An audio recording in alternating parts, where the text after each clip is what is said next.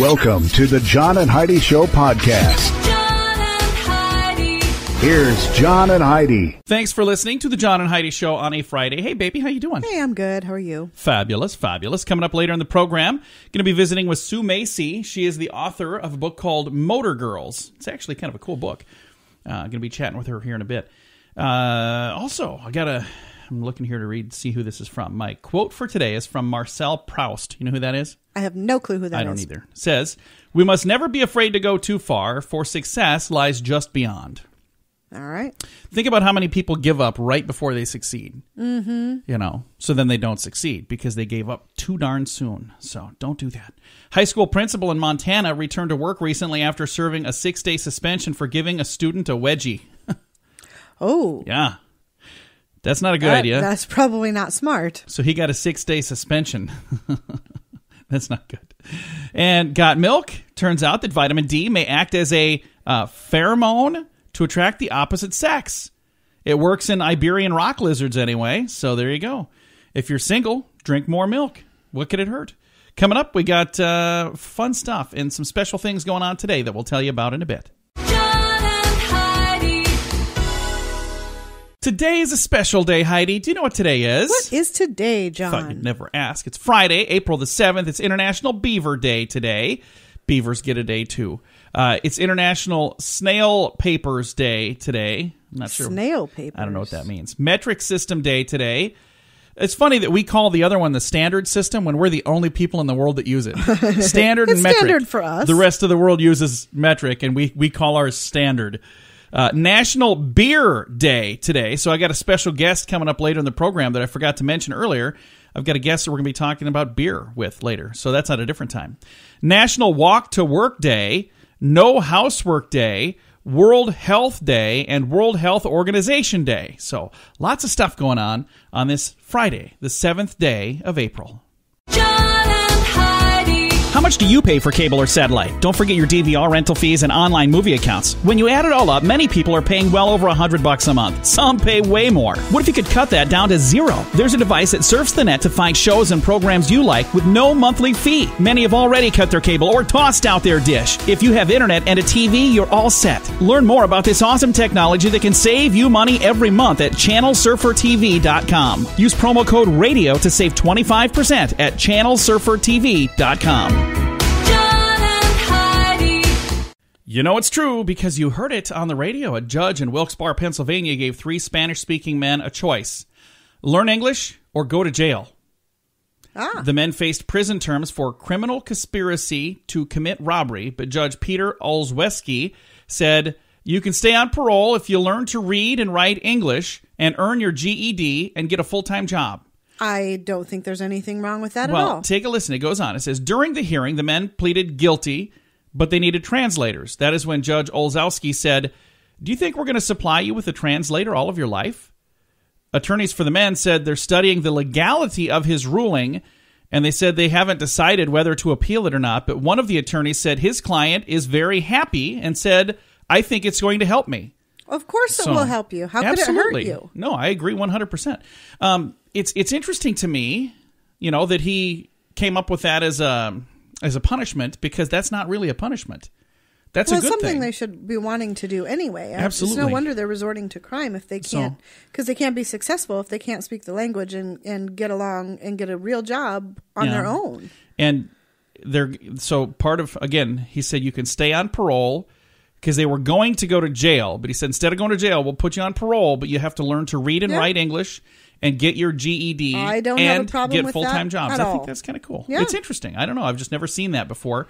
That happened in Wilkes-Barre, Pennsylvania. That's just fun to say. Wilkes-Barre, Pennsylvania. Have you ever heard of that place before? No. Well, now you have. And you know it's true because you heard it on the radio. The John and Heidi Show is brought to you in part by the Keystone Treatment Center. This is your brain, and this is your brain on drugs. We share silly stories here on the program, but addiction is no joke. If you or someone you know suffers with an addiction to drugs or alcohol, make today the day you seek help. Call toll-free 844-204-1055. That's a toll-free number. Again, 844-204-1055. And this is your brain on drugs. We've all taken, a time or two out late and eating at a place called Denny's, when it's in the middle of the night. But there was a person in Ohio, in Toledo, Ohio, Joshua Dormeyer, decided to use the drive-up window. And I know what you're thinking. Wait a minute, Denny's doesn't have a drive-up window. Well, they do now. He drove his car into a Denny's. Oh, no. Yeah. Injured 3 diners. Thank goodness not real bad. Joshua told his police his foot got caught under the pedal, causing him to hit the gas instead of the brake. Police decided, I think maybe it was the fact that you're drunk as a skunk. He was twice the legal limit, by the way. Nice. Also charged with tampering with evidence because witnesses said he tried to dispose of some drug paraphernalia before the officers got there. Did. Hey, can I hide this under your flapjacks? Yeah, it didn't work out, so there you go. He put a drive-through at Denny's. And this was a thing that was late at night, so, that kind of... that's a busy place late at night, so it's a good thing only a few people were injured and nobody was hurt too bad. Kids, that's what happens when your brain is on drugs. John and Heidi. Now your moment of duh. Spartanburg, South Carolina is where we're heading for a bounce check that was not good news for bank customer. Authorities say a man tried to cash a $173 personal check, but he was told by the teller, well, there's not enough money in your account. He then told the teller, I have to have this money or someone's going to kill me. And she said, well, I'm sorry. I wish I could help you, but I just can't. Then he wrote her a note saying he was robbing the bank. Remember, he was trying to get money out of his account, so they know who he was. So they know, yeah. She then did give him some money, but the guy ran out. No arrests yet, but police know exactly who he is. They'll get him. Yeah, that was not a good plan. So what did he think was going to happen there? I need to cash a check at my own bank that knows that I have no money in the account. Yeah, good luck with that one. That didn't work out so hot. Anyway, coming up, we have your scoop of the day. And later in the program, we've got 2 guests. We've got Sue Macy. She's our regular guest for Motorgirls. It's a book she has. Later in the program, we're going to talk about National Beer Day. That's on the way as well. The Scoop of the Day is brought to you by Wells Blue Bunny. If you want delicious ice cream, be sure to look for the Blue Bunny. Sure to have your favorite flavors. Learn more at bluebunny.com. Now your scoop of the day. It says here, a new study finds colicky babies in Canada cry more than babies in other countries. Really? I'm not sure why that is. So what does colicky mean anyway? I've heard it before. It just means they cry a lot. So babies, just crying babies cry more in Canada? Is what that basically means? Pretty much. All right. In Florida, a guy robbed a Wendy's restaurant during the heist. His bandana that was covering his face fell off. In spite of his wardrobe malfunction, he got away with some cash. Then he returned to the same Wendy's, 4 days later, not to rob the place, but to say, I'd like to get some cheeseburgers. And then he argued with the clerk about getting incorrect change. Maybe he shouldn't have called so much attention, because that's when everybody was looking at him and said, wait a minute. Aren't you the guy that robbed the place a couple days ago? Yeah, that was me. So he got in trouble. Move over pineapple, because, there's some people who like to put pineapple on pizza. Yeah. There's a new controversial pizza topping dividing the internet, and this time it's kind of a seasonally appropriate thing just in time for Easter. Troublemaker by the name of Austin Braun debuted a photo on his Twitter's page of a cheesy pizza adorning some gooey, melty peeps. So what would you think of a little peep pizza, Heidi? No. If you want to see how delicious it looks, it doesn't look good. It's on our Facebook page, facebook.com/John and Heidi Show. Major League Baseball is back. How many hot dogs do you think baseball fans will eat at ballparks this season, Heidi? Oh, millions. Yes, expert hot dog connoisseurs will be eating 26 million dogs this baseball season. That is kind of crazy. Here's something that's kind of interesting. The United States Postal Service decided to start testing a new service that would scan your mail and email photos of your mail to you. By mid-April, the service would be available across most of the U.S. The service, called Informed Delivery, scans your mail, then emails you a black and white scan of that mail. One of the benefits is seeing what's in the mail, even when you're traveling. So it would scan like the envelopes, I think, and send you, here's all the envelopes you have in your post office box. So come and get it if you want it. I'm not sure why anybody would need that. It would be great if you could say, you can throw this one away and you could throw this one away. I don't know if they have that service. I don't know how that works. Hey, wacky but true. I always love it when they put that in the headline. Garden rake robbers. This really happened in New Zealand. A guy in New Zealand was robbed of everything in his pockets by two men with nothing more than a garden rake. He was afraid of that? Apparently. They said, hey, give me all your money. He's like, whatever you do, don't rake me. I don't know what he was. I don't know what their plan was. I don't know. It's kind of crazy. Company has released that what is purported to be the world's strongest coffee. Is purported a word? Apparently. Says it in the sentence. I like strong coffee. I like strong coffee, but I don't know about this one. It packs over 5 times the caffeine power of a normal cup of coffee. So that's a lot of coffee. That is a ton of coffee. That is so much coffee that I would probably be able to stay awake during like one of the movies our son makes us watch. I bet I would like it. Our son moved back in with us, and we've been watching movies with him. I haven't slept. I haven't stayed awake for any of them yet. You I've can't fallen stay asleep. awake through anything. You go to concerts, you're sleeping. We were at a rock concert It's like just a week ago. embarrassing. I just took a little nap. It was just a little one. All right, finally. An Australian mother is taking photos of her 2-year-old daughter, capturing a moment the toddler was photobombed by a massive deadly snake. Yuck. Yeah, this is Bianca Dickinson is a lady. She posted a photo of on Facebook to show this large eastern brown snake slithering inches away from where her 2-year-old Molly was smiling for the camera. Dickinson wrote, initially she thought the snake was just a bit of bark flying off a tree. When she looked up from her camera to see what it was a giant, massive snake. Oh, my gosh. Yeah, deadly, massive, giant snake. And you can see a photo on our Facebook page if you want to see the snake smiling. How'd she get her daughter away from it? Well, she put the camera down and grabbed her daughter away. So, yeah, as soon as she knew it was a snake, she was ready to, leap into action. It wasn't like she said, okay, take a kiss the snake. Give me some duck lips now.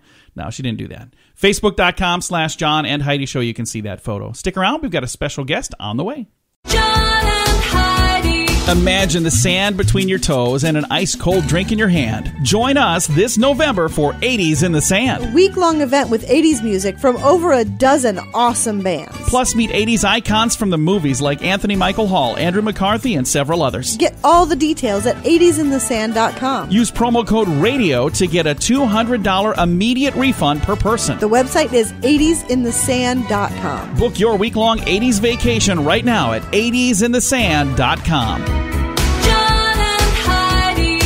And today we've got a special guest that we're going to be chatting with. We've got Sue Macy, the author of Motorgirls, How Women Took the Wheel and Drove Boldly into the 20th Century. And the foreword is by race car driver Danica Patrick. On the line, we have Sue Macy. How you doing, Sue? I'm doing well. Thanks very much. Congratulations on the success of the books that you've been doing. I think we talked a while back about Wheels of Change, because I see that's a book that you have, and that sounds real familiar. So I think we had a chance to chat when that one came out. And that did pretty well, didn't it? It did, and that book was about the impact of the bicycle on women in the 1890s.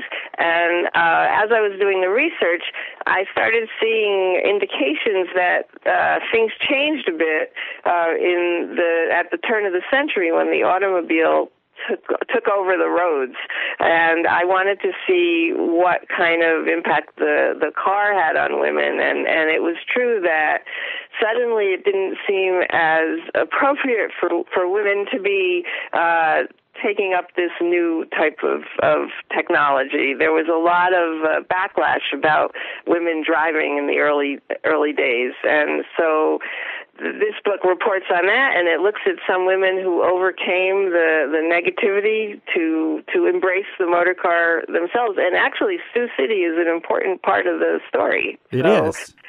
Yeah, there was the first woman to drive across the country was named Alice Ramsey, and she drove in 1909 with 3 female friends, and the stipulation was that she would do all the repairs to her car herself, and she would drive herself.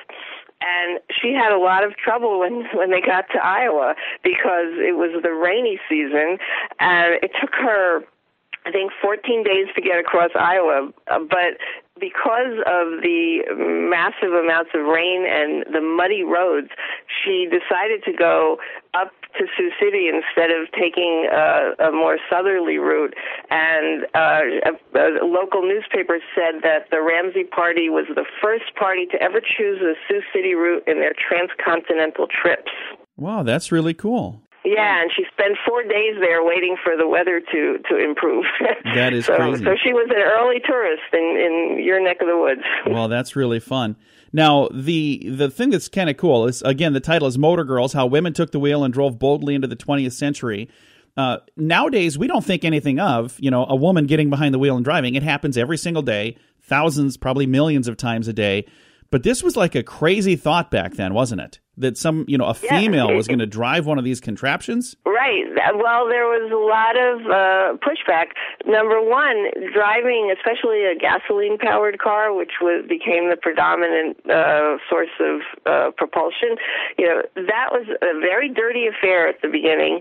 You had to crank it to make a car start, and that required a lot of physical energy. Even men had stories of the crank recoiling them and knocking them to the ground, breaking their arms or whatever, because it was tightly wound. So people were worried about women getting injured. They were worried about the factor of mud, dirt, dust, because cars were not closed in the beginning, so anything that you drove over would come back and hit you in the face. That's why people wore goggles or masks or some kinds of head covering. So that didn't seem very female. There was also a man who wrote an essay about the fact that women wouldn't be able to make decisions in a crisis as approaching an accident, for example, because they didn't play baseball. And if they played baseball, they would be used to paying attention to more things, at once, like the batter, the ball, the hit, whatever. They didn't think that, mothers with 4 children might be able to use their peripheral vision as well as men who played baseball. So there was a lot of, pushback, but despite that, they went ahead and drove, and World War I actually changed a lot because women were actually called upon to take up the wheel while men were overseas, to drive supplies, to greet injured soldiers at the ports and drive them to hospitals. So there was an entire women's motor corps that was formed during World War I, and so between 1900 and 1917, a lot changed. It is absolutely amazing when you think about, how wrong we were on some things, like the fact that women couldn't make decisions while driving. I think sometimes women are probably better drivers than men, actually, because they pay more attention and guys get, easily distracted. At least that's how it is for me. Well, and now women play baseball. Exactly. So I don't know if there's a connection. But. And they drive race cars as well, and you had a chance to have the foreword by Danica Patrick. Now, how did that come together? Well, I think she related to the material, being a pioneer herself, one of the most celebrated female race car drivers and one of the most successful. And so we approached her and her people, and they agreed, and she took the opportunity to talk about how supportive her parents were. She was breaking barriers, but they never limited her. They never said, you're a girl and you shouldn't race cars. And so she wrote a very nice personal essay, and I'm so proud to have her be part of the book. Now, the book, Motor Girls, How Women Took the Wheel and Drove Boldly into the 20th Century, this is also from National Geographic Kids. So what age group is this kind of geared towards, really? Well, it's a young adult book, so it's geared towards 10 and up, but like my previous book, Wheels of Change, I think it's appropriate for adults. It's just got more pictures, which is nice because I got the opportunity to do a lot of archival research and to show these women in action, and I was so happy that there were photos of Alice Ramsey, for example, the cross-country driver, and the suffragists who use the automobile to spread the word and to rally women to come to protests about the vote. And so you can share it with your kids. You can read it and share it with your 10-year-olds, 12-year-olds, 14-year-olds. Now, the book is available right now. Where can you find a copy of Motor Girls, How Women Took the Wheel and Drove Boldly into the 20th Century? Amazon, your local independent bookstore. Well, we appreciate taking the time to chat with us. What a fun idea for a book. Do you have another one in the works right now, or is there something that's next on the list for Sue Macy? Well, I'm about to speak to my editor today about something on the 1920s, since I've gone through the 1890s now, and the Roaring 20s have a lot to offer. I can't talk about it yet, but I'll come back in a couple of years. There you go. And when that happens, we'll have you back on the program. Sue, thank you so much for chatting with us again. Thanks a lot, John. I appreciate it. Definitely. Again, Sue Macy right there, and her book is called Motor Girls, How Women Took the Wheel and Drove Boldly into the 20th Century. The foreword is by race car driver Danica Patrick. She's awesome, and it's really cool that they got to work together on that. If you'd like to know more, again, you can find that in your local bookstore and certainly find it online as well. Thanks for listening to The John and Heidi Show. John and Heidi. It's almost graduation time. If you have a son or daughter finishing high school, you need to hear this. They can go to college without racking up a pile of student loans. Matthew Einstein did. He saved over $70,000 on a top-rate education. Then he built a system to show you how to do it too. Learn how you can use this system for your kids or for yourself. Go to freeeducationuniversity.com. Sign up now and get a free 60-minute private consultation with Matthew. Use promo code RADIO20 to save 20% at freeeducationuniversity.com. That's freeeducationuniversity.com. John and Heidi.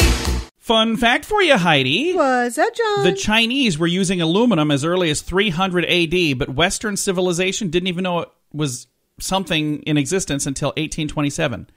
Somebody in the West discovered it, wink, wink, in 1827, even though the Chinese have been using it since 300 AD. So there you go. Fun fact for you, Heidi. Was that John? The most abundant metal on Earth is aluminum, at least in the Earth's crust. So aluminum apparently is pretty abundant. Fun fact for you, Heidi. Was that John? There's only one rock that floats in water. What is it? Is it graphite? No, it is pumice.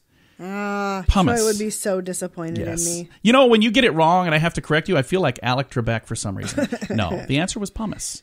And finally, fun fact for you, Heidi. Was that John? The United States government keeps its supply of silver at the U.S. Military Academy at West Point, New York. That's kind of cool. I didn't know that's cool. where. I'm not sure why that's where we keep our silver, but maybe they have those kids polish it once in a while. I don't know. Coming up, we got a special guest to talk about National Beer Day. That's on the way. John and Heidi. Are you tired of the same old 9-to-5 rat race? Sick of not controlling your financial destiny? We partner with a leading health company whose mission is to support you to build a home-based business and help others be healthier, drop excess pounds, and live longer, more rewarding lives. Best of all, everyone who joins after you is placed on your team. No bugging family or friends. Call 866-741-7242 for more information. Or if you'd like, text the word income to the same number, 866-741-7242. 866-741-7242. John and Heidi. Thank you so much for listening to the John and Heidi Show. Today is a special day. It is April 7th, which means today is National Beer Day, and it's a great day to maybe try beer with your favorite foods. And we've got somebody on the line right now to talk about some really good beer and food pairings. We have Nicole Williams with Tandoor Chef. Nicole, how are you? I'm great. How are you? Very good. And you guys have some foods that go pretty well with beer, don't you? We do. We definitely do.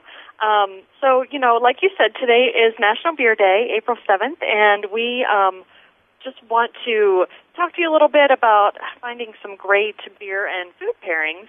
And, you know, the great thing about beer is there's so many different flavors that pair well with all the different flavors that you can find in Tandoor Chef meals. Now, how do you choose which beer goes with which food? How does that happen? Well, there is an app if you're struggling a little bit, like I used to.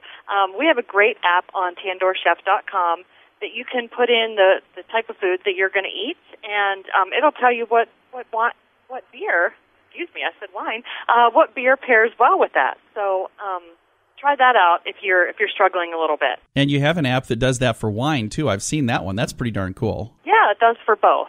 So whatever your flavor, just you can put in the beer or the wine that you enjoy, and it'll tell you what type of food to eat with it. Or you can put in the food that you're about to eat, and it'll tell you what beer or wine that you can enjoy with it. Very nice. Now, for people that are not familiar with Tandoor Chef, it's authentic Indian cuisine that you find at your grocery store. What makes Indian food great cuisine to add with beer or with wine? It just kind of brings out the flavor, doesn't it? It does, definitely. There's just so many different flavors.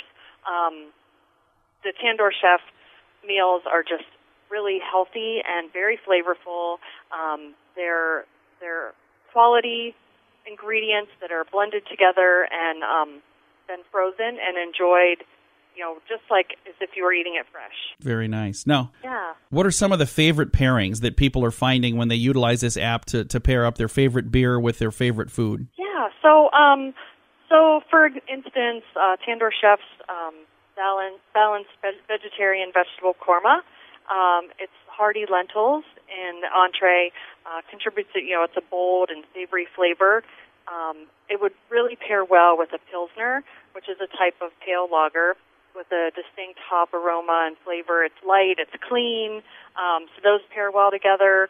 Or the Palak Paneer samosas.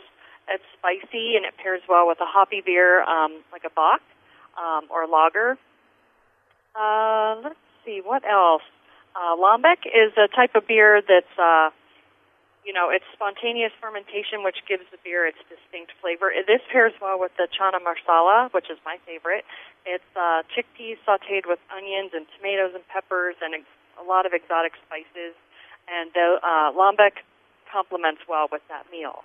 Very nice. Now, where can people find Tandoor Chef if they're looking for this? Well, John, it's available at your local grocers, but, if you want to find specific stores, you can go to tandoorchef.com. And if your store doesn't happen to carry it, you can submit a request online to have your grocer carry it. That's a great idea. Well, thank you so much for taking the time, and thanks for helping us celebrate National Beer Day today. Absolutely. Drink responsibly now. Absolutely. Again, Nicole Williams right there with Tandoor Chef. And again, today is National Beer Day, and they got a cool app where you can type in the food that they have, and it'll give you the best beer to pair with that. My wife is a wine lover, and it also does that for wine, so it'll tell you which wine is the best as well. Thanks for listening to the John and Heidi Show on National Beer Day. John and Heidi. How much do you pay for cable or satellite? Don't forget your DVR rental fees and online movie accounts. When you add it all up, many people are paying well over $100 a month. Some pay way more. What if you could cut that down to zero? There's a device that surfs the net to find shows and programs you like with no monthly fee. Many have already cut their cable or tossed out their dish. If you have internet and a TV, you're all set. Learn more about this awesome technology that can save you money every month at channelsurfertv.com. Use promo code RADIO to save 25% at channelsurfertv.com.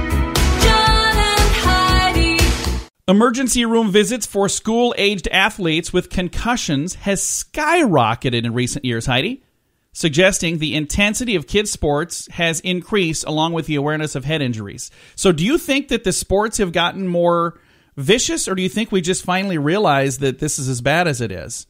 Because like back in the day, they didn't even wear helmets when they played football. They just smacked heads. And then somebody died, multiple people died, and they're going, maybe we should start putting some sort of protection on. Maybe we shouldn't be doing this. I remember watching, and it was on Drunk History, so you know it's true. So I was just going to say, Teddy Roosevelt was involved in this. He was one of the people that said, okay, we need to come up with some rules because too many people are dying while we're playing football. It's a fun game and all. We should watch some more Drunk History. Yeah, we should. It's been a while. You know what? I'm going to have to check and see if we have access to that. I bet we do. On our little Channel Surfer TV thing. Anyway, emergency room visits for school-age athletes have gone through the roof because of head injuries. So kids, be careful out there. John and Heidi. Chemicals used to make nonstick coatings on cookware and to waterproof fabrics may raise your level of cholesterol in children, according to the U.S. researchers. What the what? How does that make sense? Children in a study with the highest levels of these compounds in their blood had measurably higher levels of total cholesterol and LDL, that's the so-called bad cholesterol, compared with children with lower readings. So they somehow attach that to chemicals used for non-stick coatings on cookware and waterproof fabrics. You have to buy some of those copper pans. But those are non-stick, so I wonder if that's the same thing. But it's not Teflon. By the way, have you noticed that it copper. doesn't work as well now as it did when it was brand new? She got me one of those copper things for Christmas. Most things don't. At Christmas, it was crazy because I'm serious. I was even like testing it. I was like, I wonder if I can make this stick to it. I'm like, man, nothing sticks to this.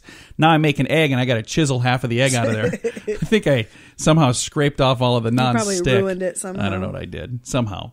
Coming up, we got more fun stuff on the way. Thanks for listening to the John and Heidi Show. John and Heidi. It's almost graduation time. If you have a son or daughter finishing high school, you need to hear this. They can go to college without racking up a pile of student loans. Matthew Einstein did. He saved over $70,000 on a top-rate education. Then he built a system to show you how to do it too. Learn how you can use this system for your kids or for yourself. Go to freeeducationuniversity.com. Sign up now and get a free 60-minute private consultation with Matthew. Use promo code RADIO20 to save 20% at freeeducationuniversity.com. That's freeeducationuniversity.com. John and Heidi. Fun story here coming from Austria. Now, it's not Australia, but it's Austria. I thought it was funny. We were there. I was in the airport in Austria. This is a long, long time ago. And they had shirts made that said, welcome to Austria, or something like Austria, not the other one. And they had like we have no kangaroos or something like that. That's a good story, Heidi. Yeah, I can't remember. I probably should have remembered what it was before I opened my mouth and shared it. Yeah, something along the lines of no kangaroos. That's that other place. It was funny 20 years ago. What was I talking about? Austria. I don't know. In Austria, plans for a new youth center to help cut down on teenage delinquency and crime had to be put on hold. I can't even read this without laughing. The prefab building that was delivered to the village was stolen by the time they got there to erect it. A spokesperson for the mayor said, of course, there is a possibility that the thieves were the youngsters who were well aware of the plans for the youth center. So they're like, oh, you don't want us to be causing all kinds of chaos and running amok? Gosh. Going to build a nice little building for us? Yeah, good luck. We're going to steal the building and hide it from you. So that happened in Austria. You know, that's not really the country I would think of to have rebels, Austria. Why? I don't know. I don't think of them as like rebels. It's just not who you'd think of. Like Einstein, wasn't he Austrian? Wasn't he from Austria? I don't know. But so is like Schwarzenegger. Is he from Austrian? I think so, yeah. Yeah. Oh, yeah. And I suppose Hitler, he was kind of a bit of a rebel. So. Yeah. Round out that list. Maybe beware of these kids that are stealing these things. Now that we fill that out. Let's move on. Thanks for listening. We got some good news on the way. John and Heidi. This portion of the John and Heidi Show is brought to you by the John and Heidi Show. That sounds kind of funny, but it's true. Go to your local radio station and ask them to start carrying the John and Heidi Show. Here's the best part. They can carry the show for free. They play a couple commercials, but it doesn't cost them anything every month. So if you know a radio station that could use a little bit of help, send them our way. Send them to johnandheidishow.com. Again, johnandheidishow.com. We would love to do a radio program in your community. Then you could listen to the podcast and listen to us on the radio. John and Heidi.